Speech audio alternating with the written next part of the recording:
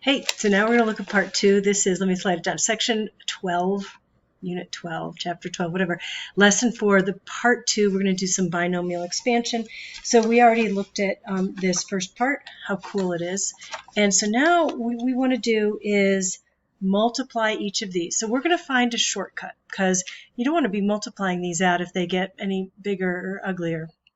Now, I'll do the first couple for you. Anything to the 0 power is 1. Okay, if that's to the first power, it's just a plus b. The second one, a squared plus, and I know you know this, you've been working with it so much, a plus 2ab plus b squared, right? Okay, a plus b cubed. Go ahead, you're on your own. And then the fourth, and then the fifth. So go ahead, fill this out. And just so I can show you, I use the same strategy of, here's a plus b squared,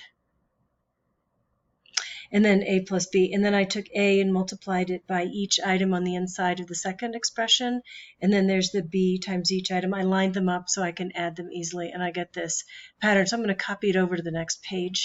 Now a plus b to the 4th power, you might want to take a plus b times a plus b quantity cubed, or you could take a plus b quantity squared times a plus b quantity squared, whatever's easier for you, and then record it here.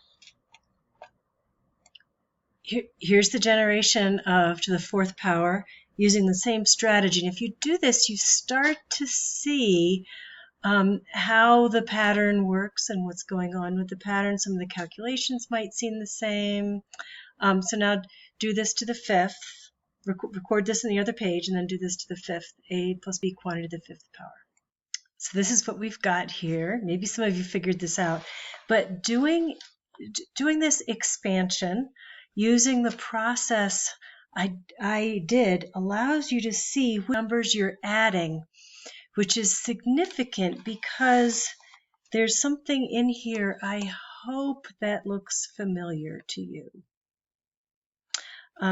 So let's actually, I'm going to take some multicolored, what colored can I use? Here's a blue one, and highlight some of the numbers that appear and then some of the patterns so that you can expand anything you want. This is a blue pencil. We're going to hope it works. So I've got a 1 there, and I'm highlighting the coefficients on these values, and then I've got a 1, 2, 1. Maybe you see it by now. 1, 3, 3, 1. It broke. 1, 3, 3, 1. And it's going to hang out right there and annoy everybody. And then down here I've got 1, 4, 6, 4. You see the idea. These are the values from Pascal's triangle. So, look at the coefficients, 1, 5, 10, 10, 5, 1. And so now we ought to be able to do the expansion to the 6th power. Now notice, you've got to have more than just the coefficients on the values. You've got to recognize that, okay, if it's the 5th power, a to the 5th, that's really a to the 5th times b to the 0, which equals 1. And then the powers on the a, with each term, the power on the a goes down by 1. And the power on the b goes up by 1. So see if you can figure out the expansion of a plus b to the 6th. If you can, great. If you can't, go on to the next and we'll do more. There you go. I hope that was cool. It's certainly a lot easier than multiplying that out if you know this pattern. Now also notice in each term, if you were to find the degree of that term, that is, add up the exponents on that term, you will always get this number. For example, here, we could choose any one of these, but for this term, notice if I add up the 3 plus the 3, the powers on the a and b, I get 6. And the same thing goes here, that I could choose any number here. If I choose any number, the 2 plus the 3 equals the 5, the power there.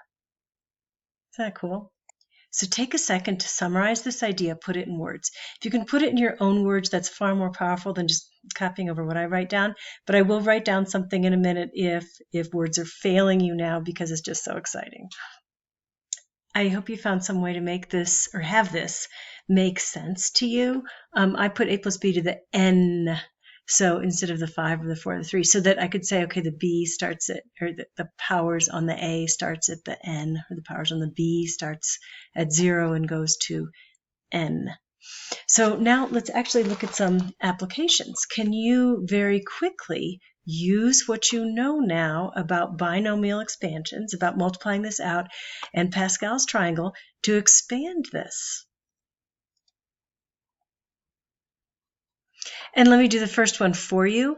So if you have x plus 3 quantity to the 5th power, I'm going to start by putting spreading out the values from Pascal's triangle, from what I like to call the 5th row, though some people call it the 6th row, but from the row that starts with 1, 5. And then you know that, let me put this in the frame there, then I know the first term starts with x to the 5th. And then in each subsequent term, the power on the x on the first goes down by 1. And it should end with x to the 0 power. So I don't have to write that down because it's just equal to 1.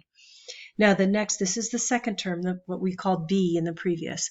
And it does not appear in the first, or it's 3 to the 0, which equals 1. So I can now start adding, start multiplying, start including the 3 here. That's the b value is now a constant, so it's 3. And I've got to put my pluses in there. Don't forget your pluses. The big thing people forget to do is put the pluses in between. So this will be 3 squared. Remember, these powers must add to the 5. Plus, don't forget the plus, this 10. And this will be 3 to the 3rd power times 3 to the 4th power plus 1 times 3 to the 5th power. Did it all fit in there? Look at that. How's that? So now I do need to combine terms. So I want to multiply here, for example, 5 times 3, and then 10 times, that's going to be 9. So go ahead, simplify this out to get the full expansion. How's that? Was that good? Okay, now try the next one. It gets a little more complicated. And remember, if you're going to take 2x quantity to the 4th power, don't forget to take 2 to the 4th power as well as x to the 4th power. So go ahead, have this one, multiply this one out and see how that goes.